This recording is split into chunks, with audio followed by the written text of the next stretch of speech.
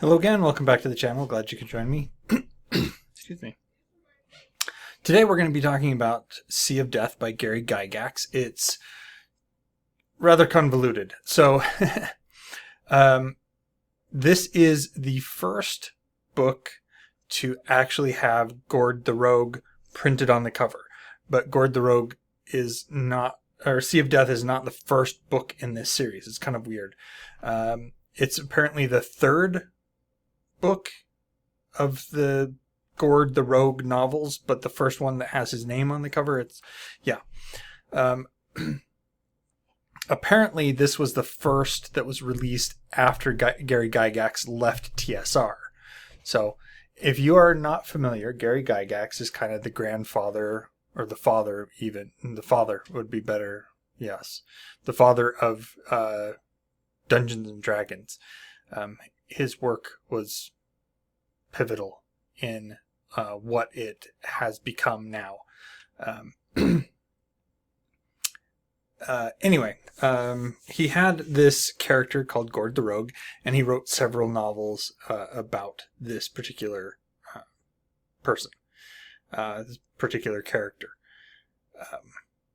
This was the first one I read, and the reason that this is the first one I read was because of the confusion that I was just trying to get through in that first part of this video. That it's the first book that has Gord the Rogue, so a lot of places list it as book number 1, when it's actually book number 3. So yeah, it's a mess. So Gord the...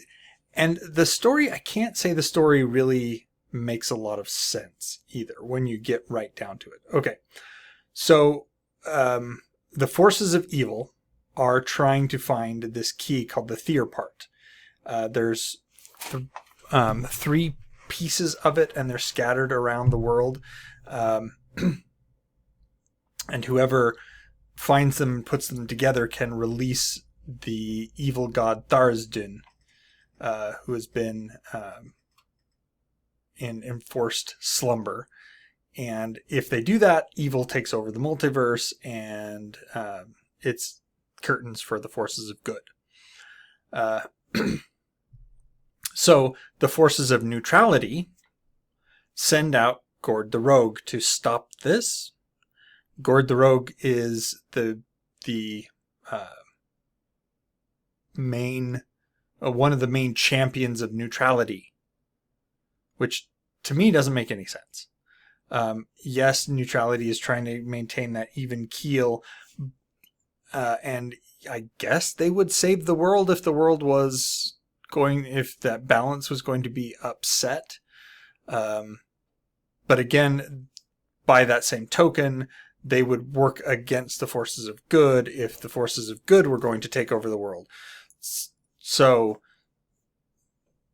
yeah, the whole neutrality thing doesn't sit well with me in that regard.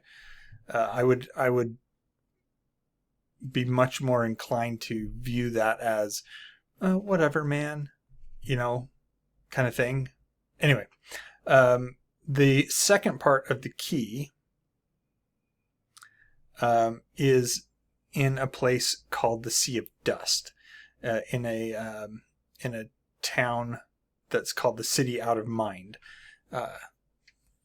Back in the day, it was the center of a giant empire. Then the empire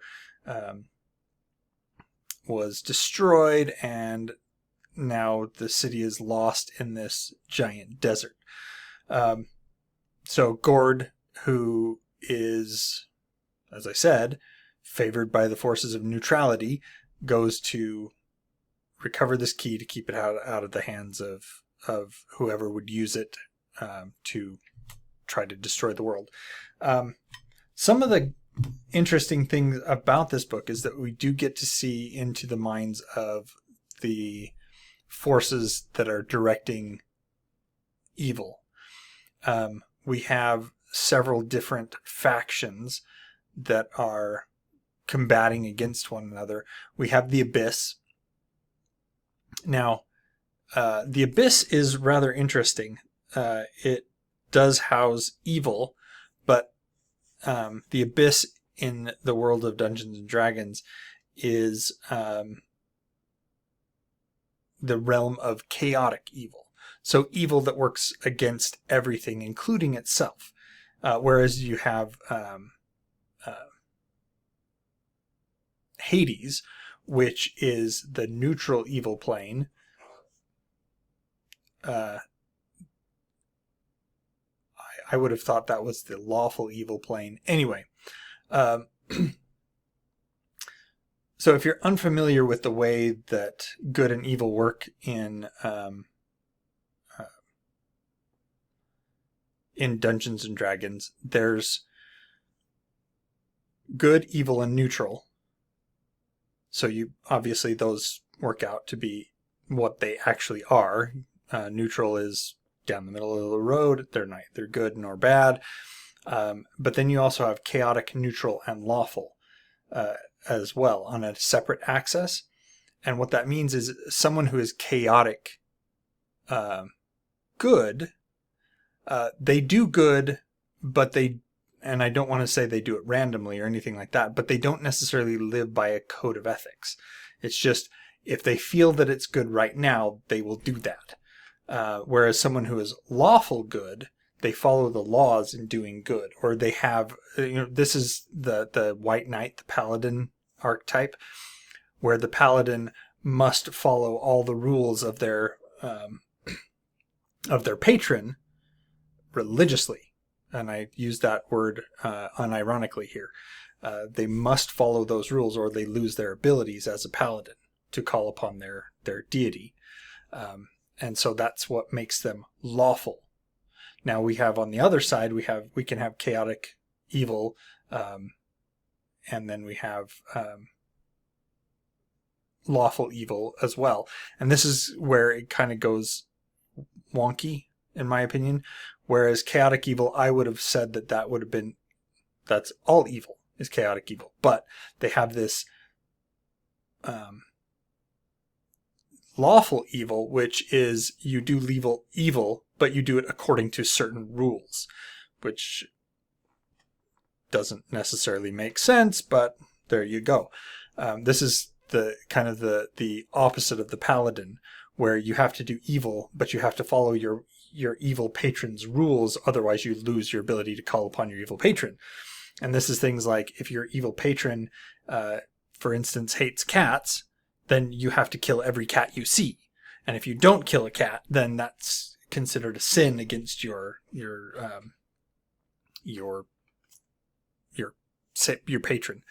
Anyway, as I said, all of these forces are sending out their agents to this city out of mind to recover this key so that they can use that power either to release the evil god or to promote themselves or what have you. They all have their own different motives for going out after this key. I do like the fact that we are privy to the inner workings of these evil factions and what they're doing to further themselves, because that does set us up to see what Gord needs to do to overcome them, who he needs to be aware of, what are the pitfalls and traps that, other than just the traps in the desert, what are the pitfalls and traps that he has to avoid coming from these other directions. And at the same time, we get to see how they're trying to sabotage each other. Because as I said, these are forces, for the most part, forces of the abyss, which means that they're not in it for each other. They're in it for themselves, which means that everybody else is trying to stab everybody else in the back. And this is where, like I said, I have some issues with this. As I liked Gord. I liked him as a character. The whole thing that he's acting on behalf of the forces of neutrality, that seems rather odd to me. And this may be my own hang-up, as in when I look at it and I think, well, why is someone who is neutral doing anything in this situation to begin with? They're neutral.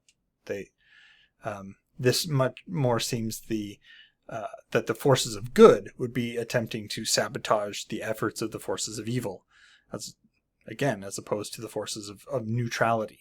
Neutrality to me is like, whatever. But in the kind of the realm of Dungeons and Dragons, that which is neutral also still is a motivating force, which seems odd. Anyway, as I said, it was enjoyable for what it was. I didn't mind it, but there were a couple of places where things seemed overly contrived. However, there's at least one kind of fourth wall breaking moment in which and one of the other characters comments on the fact that it feels kind of contrived, which was rather odd.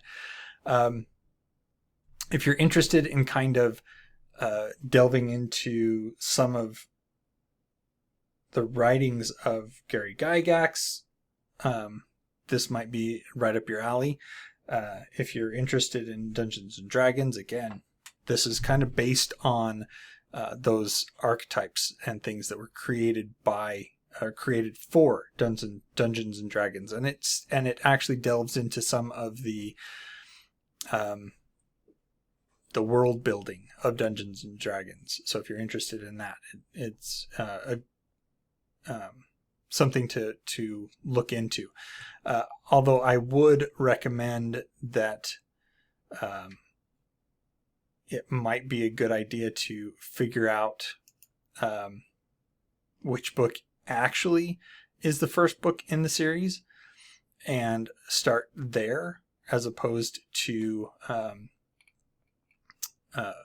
starting with Sea of Death as I did. As I said, it's a bit interesting in how that continuity and how the marketing of the book and things have changed between when Gary Gygax worked for TSR and when he left that company. Anyway, that's it for today. Let me know if you've read any of Gary Gygax's books. If you've read any of the Gord the Rogue books, tell me your thoughts on Sea of Death. Like, comment, subscribe, all that other stuff. Put on the notifications so you get notified when I release videos. And until next time, enjoy what you're reading.